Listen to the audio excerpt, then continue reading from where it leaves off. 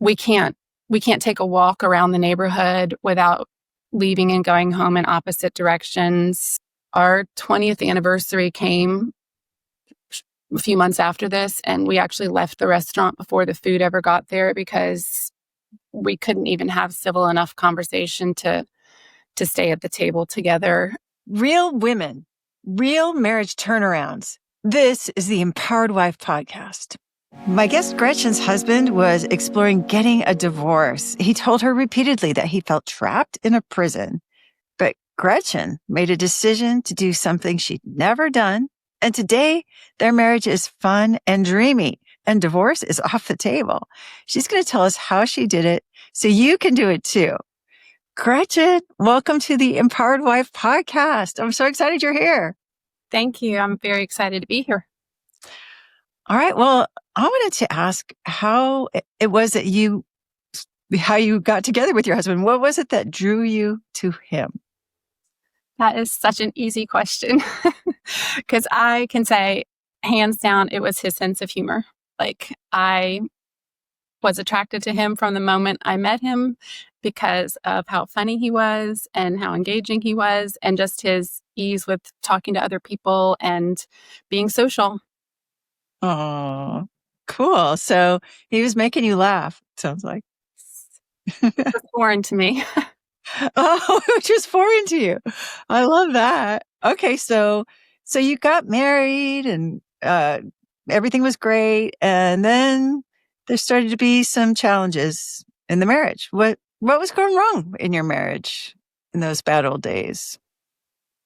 Initially, for a lot of times, it was just fighting. It was just arguing, disagreements, not all the time, but just regularly. It was definitely a pattern where we couldn't communicate through it, ended up with hurt feelings, and it was probably increasing, but it just was always there. And I thought it was normal. I thought everybody fights.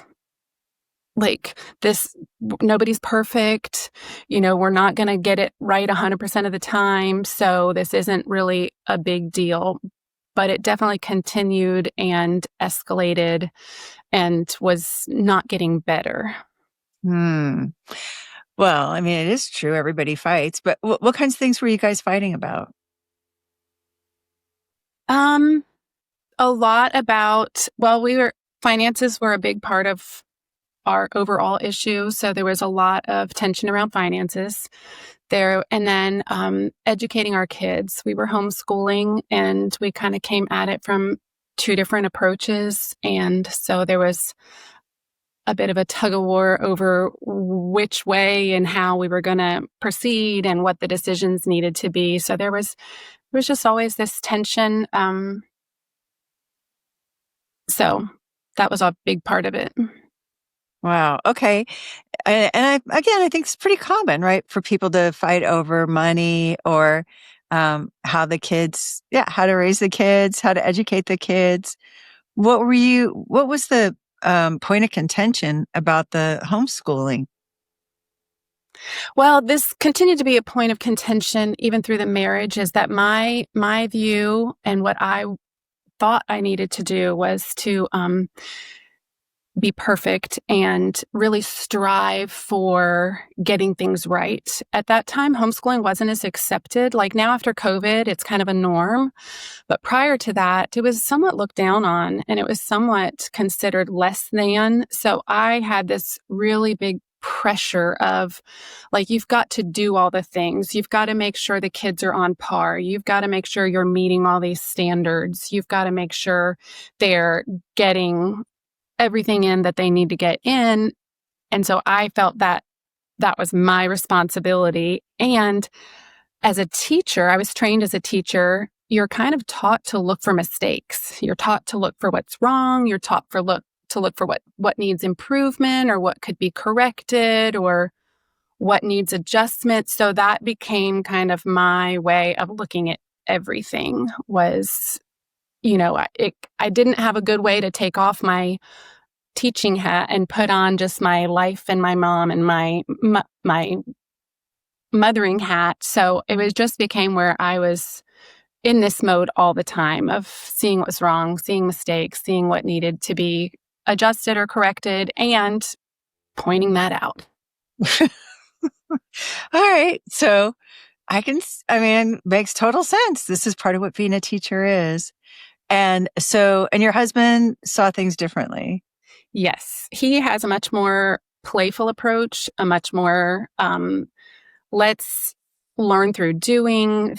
Life is fun. It's discovery. It's get the work done, but it's more about making learning exciting and being fun and light in the process, not hammering every single mistake, hard, but just like being light about it. And he often would say that he looked at life like a playground, like this is fun. This is where we are safe and we can explore. So that was Oh. his approach for sure. So what would those fights look like about that? Um, very. We didn't fight in front of the kids. I'm sure that they knew there was tension, but at the time we lived in a very small condo when most of this was happening, and so we would go outside or to a storage room that was behind our condo, and The fight room. yes, Okay. yes, so that it was loud and it was very much talking over each other and no real good communication happening. Me Yeah. being very defensive and insistent on my way and, him feeling strongly about wanting things to look different and be different for our kids and, yeah, for our family. Yeah. Yeah. I mean, this all sounds pretty normal. Like, of course, people are going to disagree about how to raise their kids. And so you're doing that, but I get, it sounds unpleasant though, having to go, like you guys were making a special trip out to the storage room or outside to have these discussions to protect your kids from Mhm. hearing them. And, all right. And but everything's going along, and you're the primary homeschooler, it sounds like. Yes. So most of the time, things were probably going the way you wanted them, like with the homeschooling. Is that fair to say? Yeah, that is fair to say. I I didn't know any other way. So that's just I had been trained as a teacher, and so I was very dug in my way of doing things and not really seeing any other possibilities. So, yeah, I really Yeah. stuck with it and thought, like, this is all I know. This is the way I was taught. My parents were like, this is just everything I know and the only way I know how to do things. And he was not trained as a teacher, probably, or was he? He was not trained as a teacher, but he actually is and is a very, very good one. Oh. Gotcha. Okay. Like, like, uh, you know, plot twist there. But at the time you thought, like, I'm trained, he's not, like, I'm doing it, he's not, like, I'm Mm, doing this the way. mhm, So, and it sounds like you probably felt like he was criticizing you for the way you were doing it. mhm. Yeah. And I guess if this is all the bad stuff from the old days, I also was, he was working so hard. He was, we have 5 kids, and, at the time when most of this kind of was surfacing, we were living in a very small condo, all 7 of us, um, very tight quarters and 2 bedrooms, and so he was working very, very hard. He took it on himself to get up at between 2 and 3 every day to be able to have quiet and to find time to study and prepare his lessons and to do everything he needed to do so that he could show up well for his classes. And then he worked 1 to 2 other part-time jobs afterwards. So this was part of our issue is I was constantly helping by telling him how bad this was for his health, how he couldn't endure this. This is too much. This is just foolishness. Like nobody can exist this way. Just really having a lot to say about what he was doing to provide and to kind of take care of us. So yeah, these were some of the other things I was very vocal about. This was too much and unnecessary and, shouldn't be the way things are. So that was one thing. He also wanted to be vegetarian at the time, and that became a really big point of contention just with cooking and making meals. And I felt like I just had to do it all from scratch and had to make these meals for our kids and then to have this new addition. I really argued strongly against that. Even though he's very intelligent, he's reading books and from a male perspective on how this works, why this is good, how this is a healthy option, and I'm reading from a female perspective, and just we're coming at it from two different ways. And I took in a lot of fear, what other people were saying, how this wasn't good or healthy or sustainable. So there's some big issues that we're kind of working through a lot too. Oh, gosh. Yeah. Well, it sounds like a really stressful situation. I could just kind of hear the elements of life, like that are nobody's fault in a way, like tight quarters, 7 people in a small condo, and just like the different perspectives. And it sounds like both of you were really just, coming from a great place of wanting the best for your kids and wanting the best lifestyle, wanting to eat healthy. Mm-hmm. But it was resulting in a lot of conflict. So, was there ever a time? So the fighting is just kind of going on pretty regularly, it sounds like. And then there's good times in between, I imagine. Mm-hmm. Okay. Was there a time though when you thought, okay, we can't go on like this? Mm-hmm. Yes, I can. That never happened for me, but I can tell you when it happened for him. We were in Colorado and we were actually leaving an IKEA store, and all of the kids were in the van with us, and we just had dinner, and I had insisted on finding a way for the kids to share meals so that we could save the cost of a chicken finger dinner. And this was my role. Our budget's tight. We need to be frugal. So there's always this kind of figuring out how to save money, which was, I just felt what I needed to do. He brought the money in, I saved the money. That was my position. So we did save the cost of a chicken finger dinner, and I earned myself a seat at a table by myself. And just being completely ostracized because this was his breaking point. It was too much because we're in the car on the way back to our temporary home. We're in Colorado because our son has just been in a life-threatening car accident. And so we fly out to Colorado, and we're there with him where he's in the hospital. Then he's in rehab for several months, learning how to shower, how to dress himself, how to function.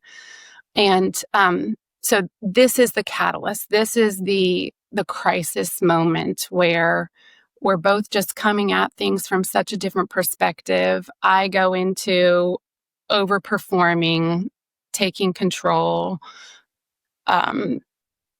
shut off all emotions and just work through things and be a robot. And so in the car, he announces that he plans to divorce me when we get home. In front of all the kids. In front of all the kids. So this is just the end. This is it's devastating because we had always told the kids divorce would not be part of their future. We had told them from the time they were little, like, divorce is not an option. It will not be part of your story. Uh, we will figure out solutions. We will work through things, but this is just not going to be something you have to worry about. So for him to say that with the kids in the car so emphatically, I just knew, like, he means it. Like, he's this is it. Um, so that began the worst period and the climax of the problems, and they escalated from there. Wow. So, so you were shocked. You're shocked that he was saying this. Hmm. This is not part of the deal, not part of the culture, not part of the agreement. He's never threatened this before. Hmm. And, and it sounds like he means it. I mean, what was your response? What was going through your head? Like, oh, I'm going to make you change your mind, or like, okay, I'm going to make you change your mind. Is that? Defensiveness, just like, how could you think that? Like, I'm doing all these things right. I'm doing all these things for our kids. Like I can't help these things. Like, this is just life happening. So just very defensive and very,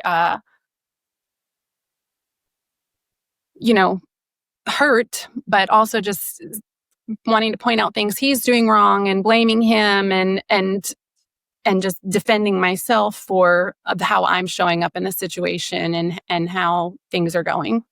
Hmm.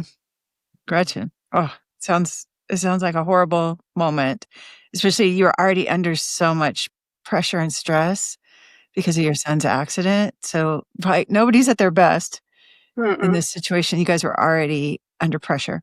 Mm. All right. So he says this. I mean, what happened? Right.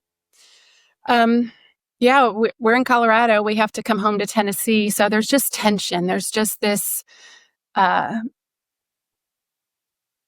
eggshells all the time. And not just between he and I now. The kids feel it and are like so uncertain and so fearful.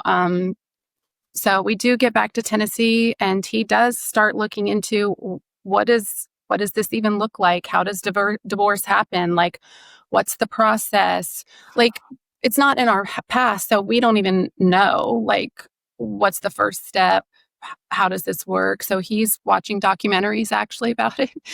And I had called our pastor, and so we agreed to pastoral counseling when we got home, and then started with some marriage counseling. And but it's just nerve-wracking. There's no solution. It's just, this is the next step, and but we don't know when or how.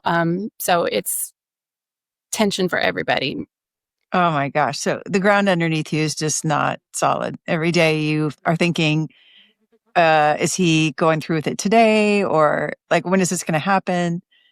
And of course, your mama heart is all broken because your kids are It's all out in the open now, and so the fighting's continuing and escalating. It's there's a lot of anger now and a lot of hard things being said.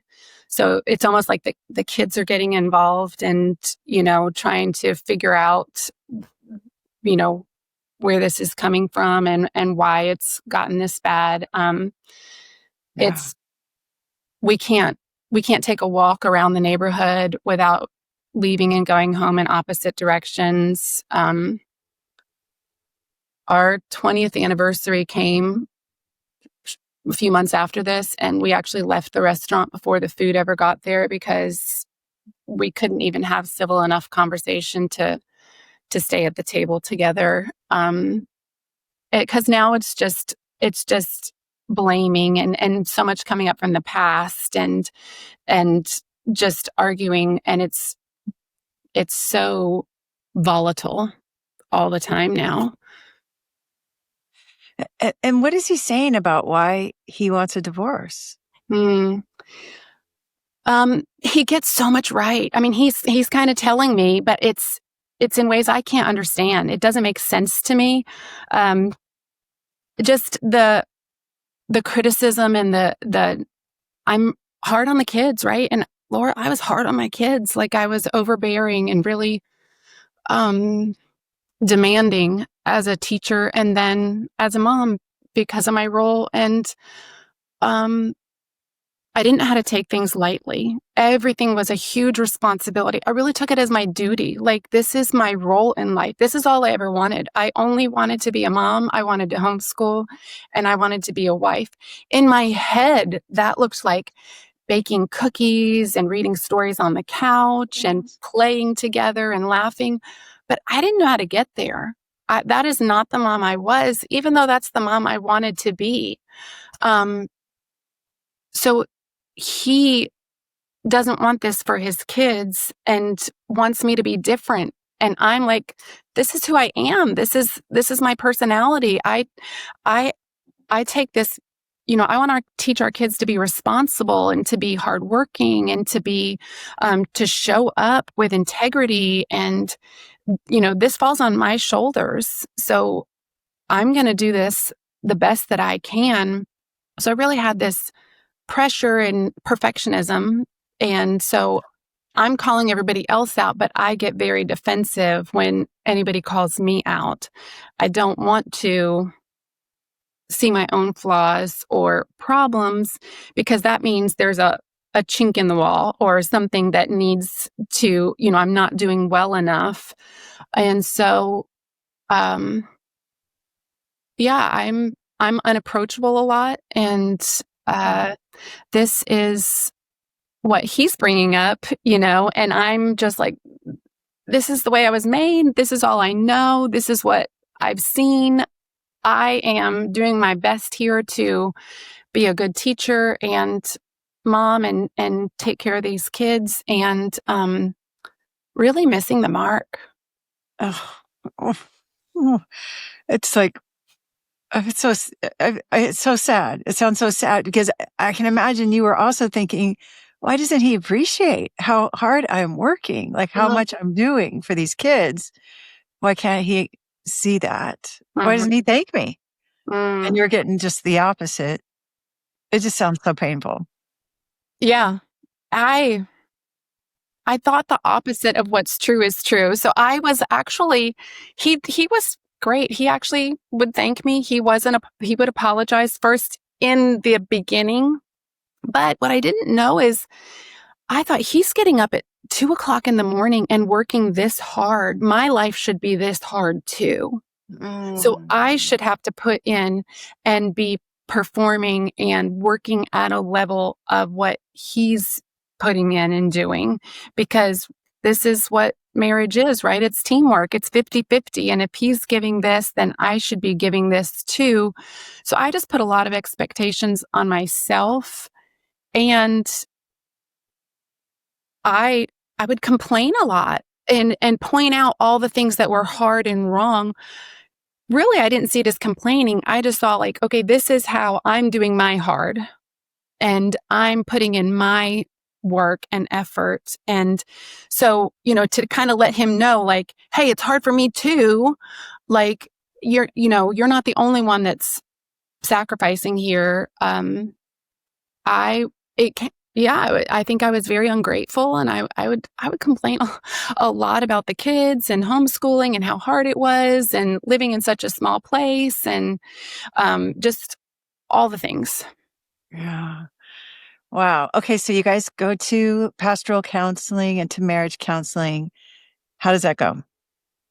Terribly, in the 2 years, so 2017 is when we're in Colorado and all of this happens.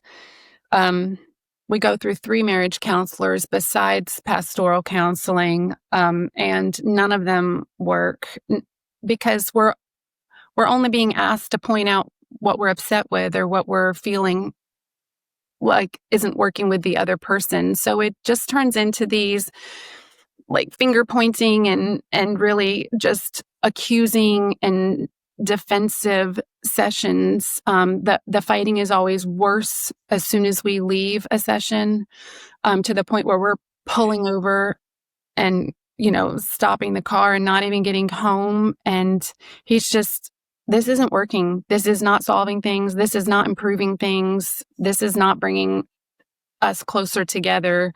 So it definitely did not help and only escalated Whoa. even That's more.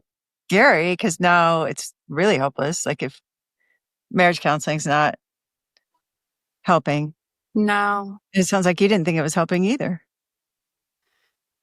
Well, I thought if he would listen and he would be willing to take in and consider the things that he needed to change, then I thought it would help. But he was just unwilling, to the point where one of our counselors said, like, he's obviously not engaging, so you should just continue on your own to get support and help for yourself, and because it's just not something that he's willing to engage with at this point. Oh my gosh. What did you want him to change in those marriage counseling sessions? The dumbest thing is, like, my biggest thing with him is at this point, there's a lot of anger. There's a lot of angry words. There's a lot of hurt. Really escalated after the accident and after things were all out in the open. It's like the gloves came off, and then there's a lot of anger, and he's saying a lot of hurtful things. So at this point, that's what I want to change. And I want him to take responsibility for that. He wants me to change the way I am and who I am, and has all these problems with the way I'm showing up when I'm just doing all I know to do and trying so hard to be a good wife. But then there's these really vague things too. Like, one of my biggest things, I wanted him to be aware. So this is what I would say to him all the time. I just need you to be aware of what's happening in the home. Like, I don't have time to stop and make a list for you of what I need or what needs doing. Like, you should just be aware and be able to figure this out. Like, why do I have to spell it all out for you? So, just thinking that he should show up and be more and do more than he already was, and that I shouldn't have to spell it all out for him. Yeah. Yeah. Okay. Totally get it. Sounds familiar. Sounds, I hear that a lot. And just kind of feeling alone. Yeah. Feeling alone. Like he's not really tuned in. Yeah. So, all right. So counseling's not working. So you stopped counseling. Well, I mean, we went to 3 different counselors, and I kind of had a mentor on the side. So we're really trying to make this work, even though we are not making headway. So it didn't work. And so we were still trying to go, but it wasn't working at all. It wasn't improving things. And he had finally come to the realization at this point that he was not going to divorce me because it cost too much. And he had worked so hard and had poured so much into stabilizing our finances that it would devastate us and would take everything. The lawyers would profit, and then we would both be left with nothing, and the kids would suffer so much through that he had decided, I'll stay, we'll be roommates, and I'll just stick around till the kids graduate. Then I'm gone. So it's really like a roommate situation at this point. He was willing to pay for everything. He was willing to still provide, but there was no, intimacy. There was no connection. There was no, life outside of just functioning. Oh, gosh. Okay. So it's very stressful, but also, do I hear a little bit of relief in there? At least okay, he's not going to divorce me.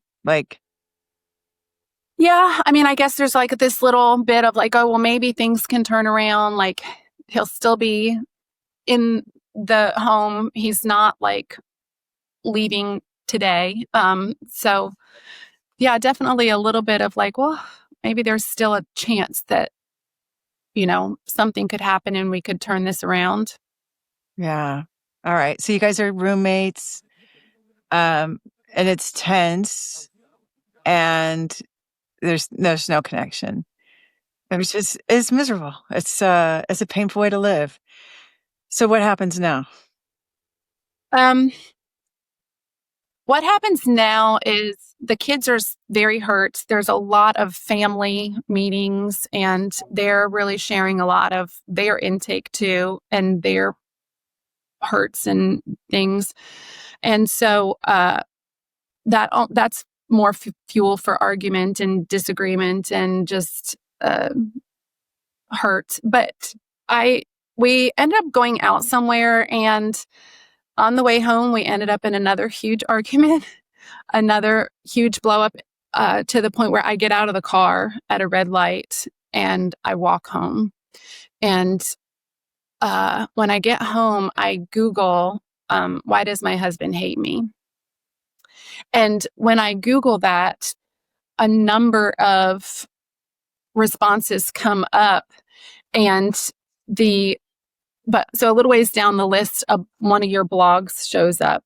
And so this is I read this blog, and I chose it because it was the first one that was hopeful. It was the first one that said, here you are living this way, and how to turn it around, how to change it. So it was like, okay, this is a how to, and that's what I needed. Because, I mean, I'm all in to make this work, but I don't know how. What am I doing? What do I need to change? So I read this article, and it is just like the matrix just kind of all locks in together. It makes so much sense. So I immediately download your book on audio, and I am just listening to it 24/7, just like, oh my goodness, here are the answers. Like, these are the things that he's trying to say and tell me, but make no sense. And of course, he's very angry when he's saying it. And so I can't hear any of it because my defenses are up. But it makes sense coming from another female, coming from someone who's like, oh, I've tried this and it didn't work, but let me tell you what did. And so this was like a lifeline of hope at this point. Yeah. Oh gosh. I feel so much relief from your story right now. Like, yay. Because it was so hard. It was painful. It was hard. So you are filled with hope at this moment. Oh my gosh. Okay. So, and what do you do? What do you first start doing differently than what Um, you've been doing? yeah. I'm afraid to try, but I do join RHW after going through the whole book once or twice, and even trying with little things like showing up with more respect and gratitude. So I do RHW, but he's out of the country for that month. So I was like, oh, that was dumb. Like, why did I join when he's not even here? Blah, blah, blah. So I quit again, and I just really dive into the skills while he's out of the country. And when he comes back, I would say respect for me, number one, top of the list. So many ways that I was being disrespectful, but had no clue. And so just understanding how to show up with respect meant everything, because I wanted to be a respectful life. In my background, in my upbringing, in our history, like, I knew this was part of the game, and I wanted to be, but I thought I was like, No, hey, you being were. concerned for your health is being respectful, like saving money and being careful with the money that you're working so hard to earn is being respectful. Like, being concerned for your health and how you're eating, that is respect. So I just had so much misinformation about what respect looked like and how to be respectful. Oh. So So what did you decide to do to become respectful? stop having so many opinions for sure. Like, uh, let him have his own way of doing things. Like, if it even it was about health or educating the kids or when he wanted to get up or how hard he wanted to work, like, let him make his own decisions and not have an opinion about everything. Well, which is kind of hard to do in a way, isn't it? Right? Like, don't you, did you feel like you were, I don't know, like not, Mm. not being able to express yourself? Yeah, I was a little concerned at first for like, well, how's this going to go? Because I feel like as a wife, you should have an opinion, like, and you should be able to speak up. Yeah. But, so is this going to go the opposite way? And then I'm going to go into this doormat stage, like where like now I don't get to say anything. So, I was a little uncertain of how that was going to go at first, but I knew that I had had so many opinions and such strong uh, ways of communicating things and just really challenging him on so many things that I could stand to take some steps back and just try it out, like see if it didn't have a different effect. So you're just willing to experiment at this point. Like, why Yes. not? We'll try it. All Yes. right. So you stop giving your opinion. And how did he respond to that? um yeah, he's skeptical. He is really skeptical. He thinks I'm changing just to get him to kind of back down and to you know take him off of his defensive and kind of his stance. Like, this is what I've decided. It's written down. So this is the future. So he's really skeptical and He thinks try. you're manipulating him. So, Yes. Yeah. okay. Yeah. Okay. So this is He not doesn't think working this great. is going to be lasting because he tells me, a leopard can't change his spots and you can't change. Oh, So this oh, is ouch, this is Gretchen. temporary. Oh, And if I back down, you're going to go right back to the way you used to be. So he okay. doesn't trust Oh, that it's a new, wow. a different, long lasting thing. It So kind of piles on some more insults, really, yes, about, it actually it escalates and gets worse. Like, and he's really hard on me. Like, I don't believe it. You've lost your oh, chances. This isn't oh, possible. Um, so, terrifying. mhm, Uh, so some part of you must have thought, hey, I guess why do this? Why mhm. try? Yeah, I'm so dug deep in the skills though that I am seeing so much light at the end of the tunnel and so much Really? hope.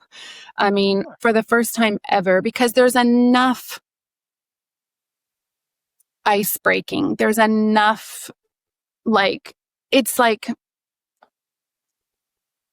there's a little bit there. And the more I try the skills, the more I see like a possibility for change. So gratitude would be my next number one skill. Okay. I All 6 skills are number 1 skills. Okay. I have top three. Here you have top 3 number 1 skills. Okay. So So good. I did start sending him gratitudes. It was scary at first, but just to see how much he was doing and how he really had been standing for me all along and so generous. And so gratitude was high on the list, to just be grateful, and grateful to him, grateful to the kids, grateful to other people. And he does respond to that. He says he likes this softer side. He likes to see kindness and that it looks good on me. I do the smile campaign, and that is scary. I'm It feels sure. uncomfortable, because there's been so much hard things said that I sometimes leave the room when he comes in because I don't want to hear hard How, things said. how bad you are, how Yeah. you're electric won't change your spots ever. So, but I do the smile campaign and insist like I want to be this different person. I want to show up differently. And so, uh, yeah, that So this is is, a ton of determination at this point, I feel like, right? Like this is a lot of commitment. Like you're just doing this even though like the environment's not conducive to this at all. no, You probably felt a little crazy. Did it? Or it felt crazy. It felt, I didn't think that I could change either. I had convinced myself that this was the way I had been raised. This is the only way I knew to do things. Like, how do you change the way you are? How do you change like your personality? How do you change like your become something that you want, but you don't know how to do it? And I just saw that these were how to's. This was how I could show up differently. Um, and so I was willing to kind of go there and be do the all in. scary stuff. Yeah, be all in. Be all in. Okay, so you start smile. So how'd you do the smile campaign? Like what'd you do?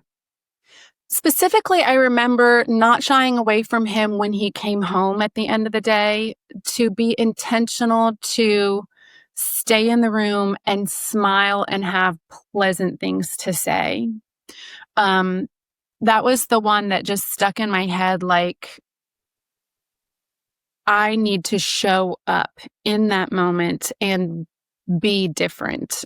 So that was kind of the one thing that felt really, really hard and scary for me, that I just wanted to show up and be consistent. And no matter what happened later or, what other arguments ensued, but just kind of be consistent with this seemingly like very important, but somewhat tense part of the day when he first arrives in that at home in the evenings.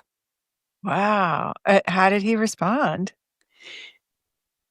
Well, like more engaging, more conversation, and it's not saying that the fighting's done and everything's smooth, but like it's a softer side of me, and so it's thawing some ice. Yeah. So maybe it sounds like a bigger change in how you felt. I mean, he's responding too, though. You're getting a little more engagement and conversation, but it sounds like you felt different. Mm, Most is that right? yes, I I felt dignified. I think for the first time in a long time, I felt like I could choose how I was showing up, and I was learning to let go of so much. I mean, because, yeah, at this point, I'm not including self care. So, self care would be my other number one. So we have respect and gratitude and self care. Okay, Self so care. tell me about the self care. What was So, happening? I had never done self care. Like, self care was selfish, and it was depleting of the family finances, which there was no. So, you know, if I'm going to work as hard as he is, then I just have to be willing to suffer through this and just put myself out there no matter how tired, no matter how exhausted, no matter how spent I feel. So this was a completely new concept to me that I had never done. And so I'm just experimenting, and even the thought or possibility that I should be happy or that it's okay to want to be happy. I didn't even know what things I liked. I didn't know what things would make me happy, because my thought was just like what needs to be done, what needs to be checked off, what needs to, how do things need to work for the day? So what do I want? What's going to make me happy was nowhere in any of the planning or consideration. So, Oh, okay. So that it does sound tedious to not ever give that a second thought. So you're just really stuck in feeling dutiful Yes. And there's no frivolous fun. So what did you start doing for frivolous fun? or, or what do you, yeah, how did you start? Um, Even just paying attention to what I did want. I had to read several books on self-care, like, oh, what is this? What does this mean? Like, what does this look like? What are my options? And just making a list of 20 self-care habits. So I started small with like really enjoying my morning cup of coffee. I have my cup of coffee with Cool Whip on it every day with a sprinkle of cinnamon, which just feels like luxury, and that I can delight in that and not just feel like, well, I need my cup of coffee to get me through.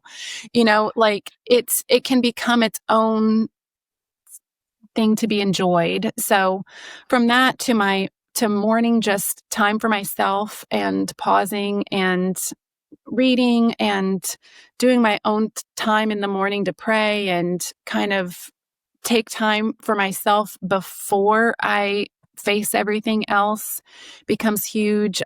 Physical exercise and time to take care of my health and my body becomes a huge priority and something that I find really gives me energy. It really boosts me. It really helps me to um, feel like I can show up differently. I remember thinking like, if I work out hard in the morning, like I want my workout to be the hardest thing I do that day. So if I've worked out hard, then everything else after is going to be easy, and I'm good. It just made me kind of prepared me for the rest of the day.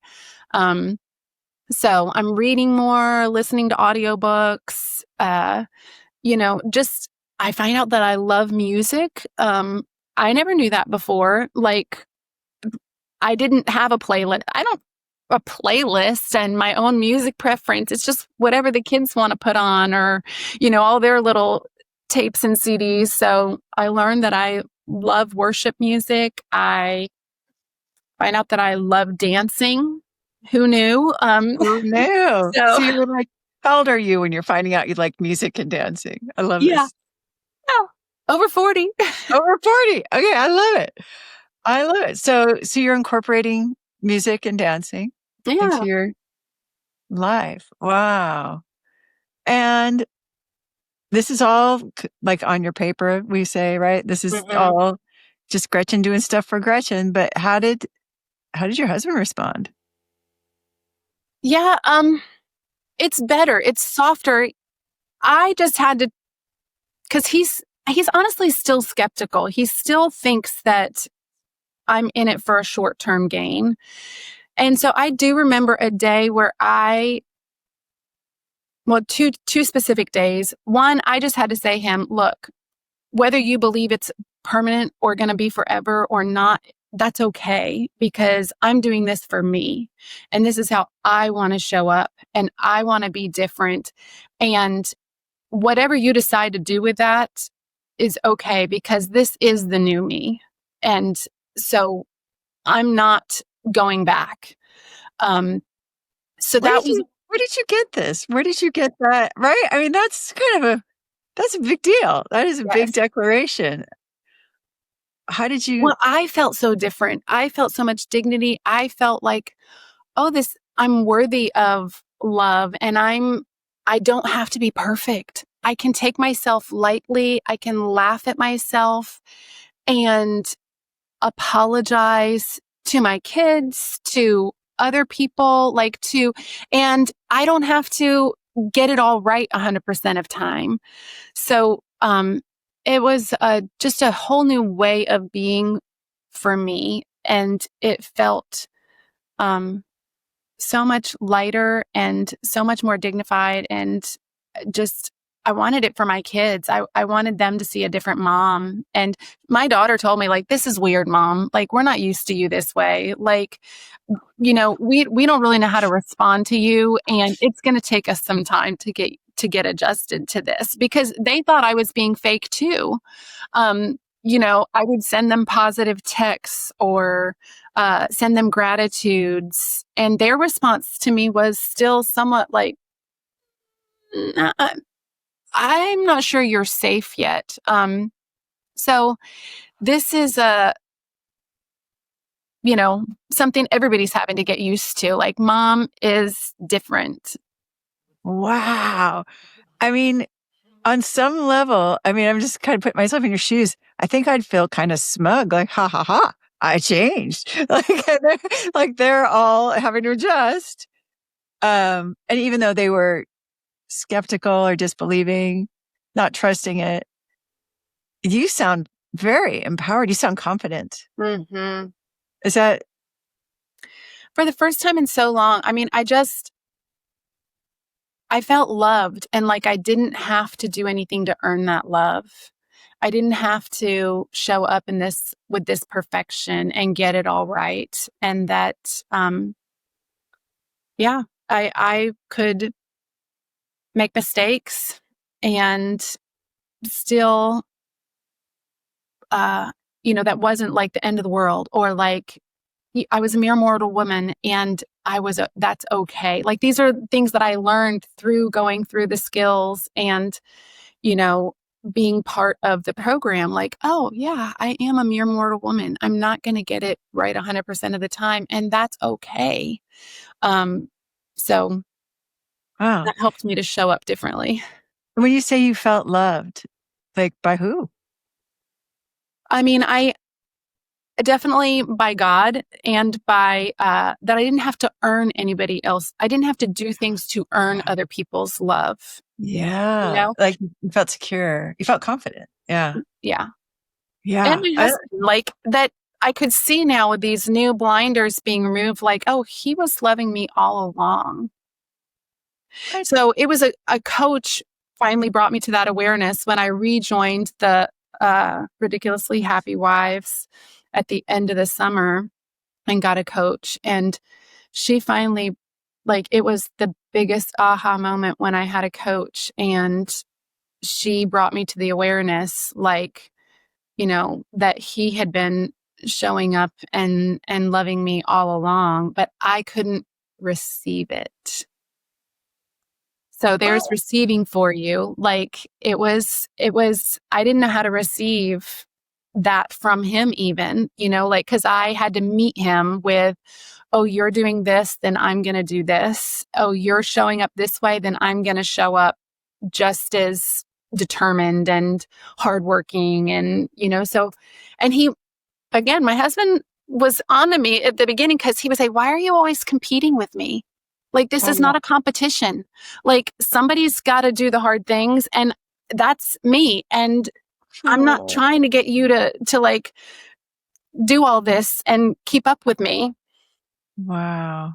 Wow. He was trying to give, he was trying to provide and take care of you. And when you were saying, like, stop getting up so early in the morning, it's really you saying, like, I can't work this hard. I don't want to Mhm. work this hard. And he's like, yeah, you don't have to. And now you have new perspectives. You see it that way. Mhm. Wow. Mind blowing. And a coach helped you have this perspective. So, what did you say to him, or did you say anything to him? Um, about receiving, or I did, well, I kind of, that Christmas. So I found the skills in the spring, tried out Ridiculously Happy in May, quit, did the summer kind of on my own, rejoined Ridiculously Happy, I think in the fall.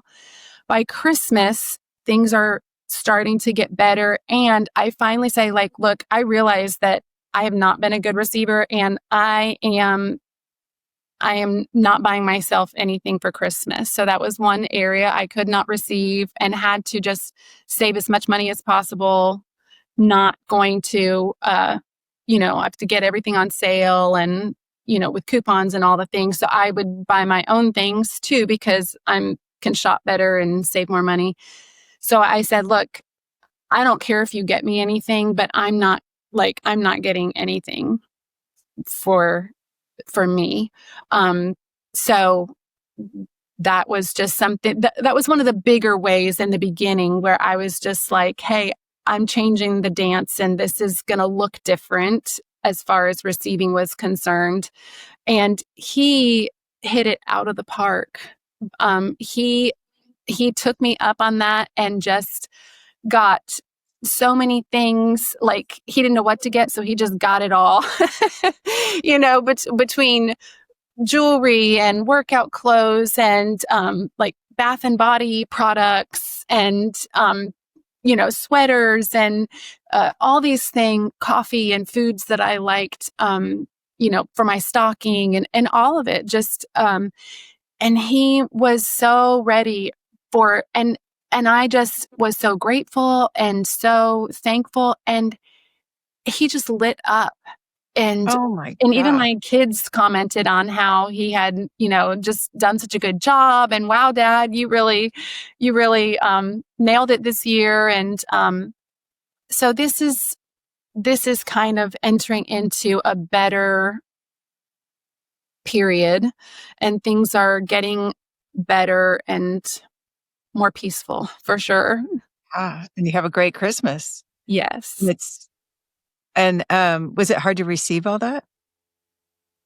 Uh, yeah, I'm not going to lie. It was uncomfortable too because it was extravagant, really. It was a lot. Yeah. But just the idea of receiving and being light, I resonated with and saw that, understood like that's taking something from the giver, and like that it's really doesn't serve me well to be that independent. I don't need anything from anybody. It really got me nowhere good, and I wanted to show up differently. Yeah. I love it. Well, impressive. That's an amazing transformation. Um, okay, and so it's like Christmas time. You started in the spring. Where are we with is it still like roommates? Um, it's getting better. It's definitely I know it's getting better because we're able to have conversations and neither one of us leave the room. There's, like we can make it all the way around the pond and stay Walking. connected and have conversation, and there's no hostility. Wow. So, I mean, just to be able to talk through things, we're not necessarily seeing everything eye to eye. So I'm using some duct tape. I'm like, putting the skills into practice, but I'm also letting go of that idea that I have to have everything figured out and all the answers and have an opinion on everything. So it's just more peaceful. Car rides are peaceful. There's conversation happening. So it's definitely warming up and getting better. Hmm, So okay. Okay, yeah, cool. So, and was there a moment when you thought, okay, these skills, they're really working?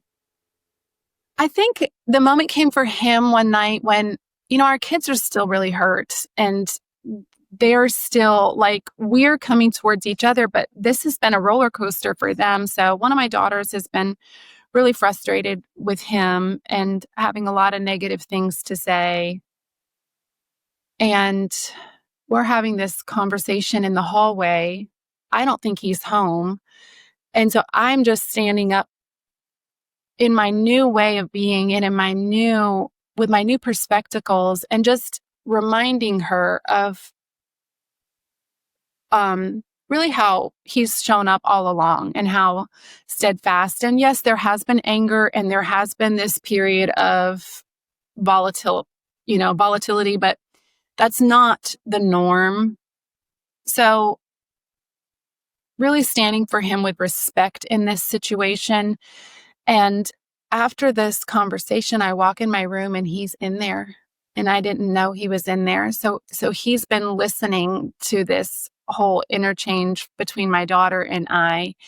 And I think at this point is kind of when he realizes that, okay, it's for real, because she's doing this even when I'm not around. And this is consistent. Like it's just something that I want to look different across the board all the time, not just when he's there and I can like put on a pretense about it. It's like a scene from a movie. Like you're having this conversation with your daughter and you think it's just between you and her.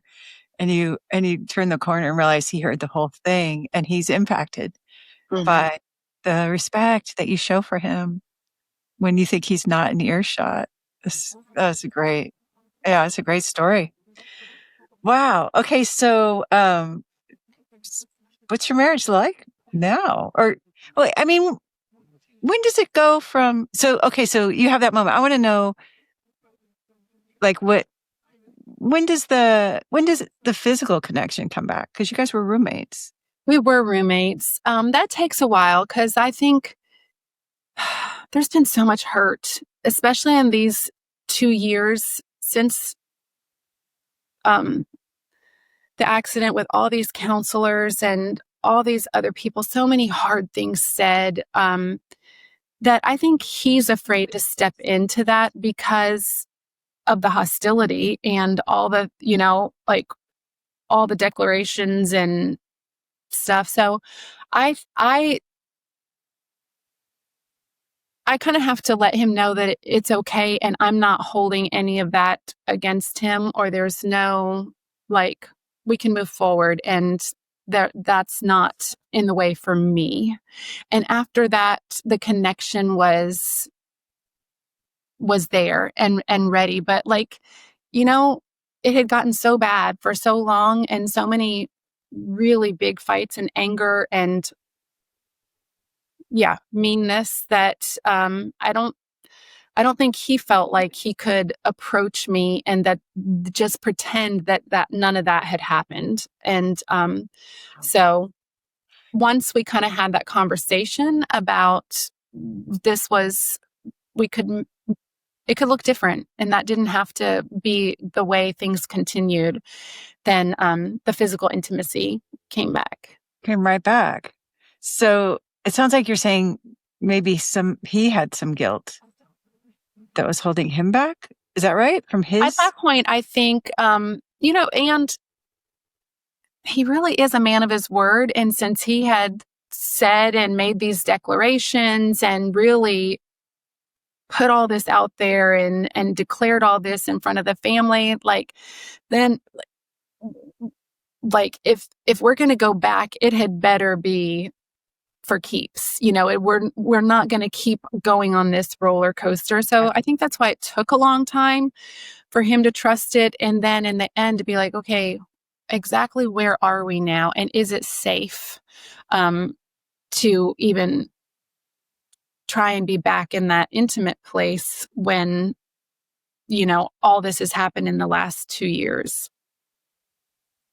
So you have this conversation and then the physical intimacy comes back. I mean, inside, were you like, Yeah. I mean, were you scared? Was it scary? No. No. Just relief. Just Just like, relief. I never wanted divorce. And I always thought that I knew, like, there could not be two more like-minded and made right for each other people than my husband and I. And I never wanted the kids to have to go through that. So it was just like, it just felt like things were back where they were safe and going back to where it should have been all along. Yeah. Wow. It's so impressive. It's incredible. It doesn't, from the beginning of the story, how are you going to get out of this one? Right. How's it going to get back to this? But what's your marriage like now? I think it's better than it ever was. I think that it's, in the early years, it was great, but we did start having kids right away, so it's just a different season. There's so much peace. There's long car rides where we can talk for hours, or sit in silence, and there's no tension. And there's trips and travel, and there's this space for each of us to express what we need and to ask for what we need, and let each other kind of have that space or that time or whatever it is, without getting our feelings hurt or taking things personally or, getting stuck. So it's definitely peaceful and connected and intimate, and what I always wanted but didn't know how to get to. Wow. Wow. Amazing. Congratulations. That seems incredible too. Are you still homeschooling kids? Are they all grown or? They're all grown, so they Okay. did all graduate, but so we have one at home still, and so, yeah. Okay, cool. And yeah, so it sounds very contented. Um and like there's not a lot of tension. How has how has your transformation and the way you transformed your marriage impacted your kids? Um, well, I'm so grateful for the transformation because I still have relationship with all 5 of my kids, and I'm learning so much about the fact that I don't need to show up to support them all the time in ways that come across as they need help or fixing or, that they're doing something wrong. Like to have this awareness that sometimes me supporting or doing things for them is sending messages, even in their adult lives that they need fixing or that they need help or that they aren't capable. I'm just so grateful for that awareness. So they're all on their own journeys. And I'm so glad that it's not my job for that to have been my responsibility all along, that they're figuring it out on their own. They are responsible. They are hardworking. They are intelligent and capable human beings. And I can just cheer for them and love them and be here without trying to figure it all out for them and do it for them. It's just such a different posture that I am so grateful for. Yeah, so it sounds like your connection with your kids is maybe stronger. Sounds like it's stronger than it would have been. Yes. Yes, I think that's very safe to say. And I think I even hear you kind of alluding to the possibility that you wouldn't have relationships with all 5 kids if you hadn't gone through this transformation. Is that right? You sort of sounded. I do believe that. I think it was, because my former way of being was not, inviting, it wasn't pleasable, it wasn't so if my husband felt that, to some extent, my kids definitely feel that too, so, this is a much I'm wanting to be a much safer mom and much more pleasable and just enjoy them for who they are and the great people and things that they're doing. So can a leopard change her spots? If you have the 6 intimacy skills, I think you can. Wow, amazing. Has your husband ever acknowledged or has he ever, right? Because he was very skeptical. Has he ever said anything? I don't Oh, know. yes. I crave that a little bit. He Okay. has, he's said several times, "I need Laura Doyle's address because I need to write her a thank you note." Um, so he definitely acknowledges that I am different in the way I'm showing up and, that it's so much more attractive and inviting and pleasable and I wanna hear that from him, but I feel it for myself. I feel so much more integrity and so much, more dignity in the way that I'm showing up for him, for my kids, for other people, for myself, that it's definitely a total transformation. Well, it's an incredible transformation. What would you say to somebody who's stuck, maybe where you were, where he's threatening divorce in front of the kids? There's a lot of tension. They're living like roommates. And she wants what you have now, where you can have long car rides together and talk about everything or ride in silence. And it's peaceful and there's physical intimacy and um like her house is calm. Um, Um what's your tip for her? I think my biggest self-awareness came in seeing the how I was being. and that how I was being with my children, with my husband, even with other people, was so much more important than checking off this list of getting things right or getting things accomplished or, proving something. So that mirror of the way I'm being is what's being reflected back to me, and that I can choose something different. So she can choose something different for herself, regardless of what's happening around her or the the struggles that are there. Like still a choice to be made in how she wants to respond. Wow. Like wisdom bomb right there. What would you say to Gretchen if you could go back in time and tell her what you know now?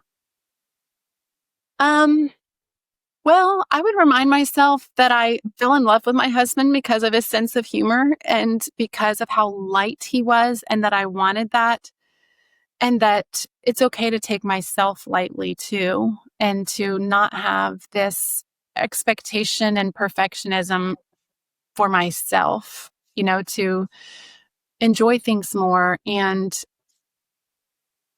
make see possibilities for my own happiness instead of my performance. For your own happiness instead of for your own performance. So he's making you laugh again. Yes. With all the corny jokes. All the corny jokes. Oh my gosh. Do you suffer from a lot of dad jokes, you think? No, I mean, and you're loving every minute of it. Every minute. Yeah. Well, I just want to congratulate you so big because this is an incredible transformation. You are so courageous. So, I would like to give you my Best Wife Award for transforming yourself, your marriage, and your family, and being a lighthouse, a role model of what's possible when you are humble, vulnerable, and brave. Thank you. Thank you You're so welcome. much. You're welcome. And Gretchen, thank you so much for sharing this incredibly inspiring story with us today. Of which you're touching a lot of lives today, a lot of marriages, by showing us all what's possible.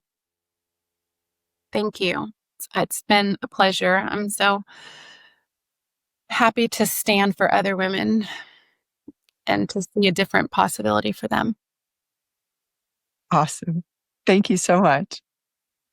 If you want all the tips, tricks, and traps about how to use a spouse fulfilling prophecy in your situation, you can get that in my group coaching program. So for more on that, get my free Adored Wife Roadmap on the link below this video. Now, this takes some courage to do, but if you're feeling brave, you can do it tonight. So are you ready to try a spouse fulfilling prophecy? Okay, then go, go, go. For more of the proven secrets on how to make your marriage playful and passionate without his conscious effort, check this out.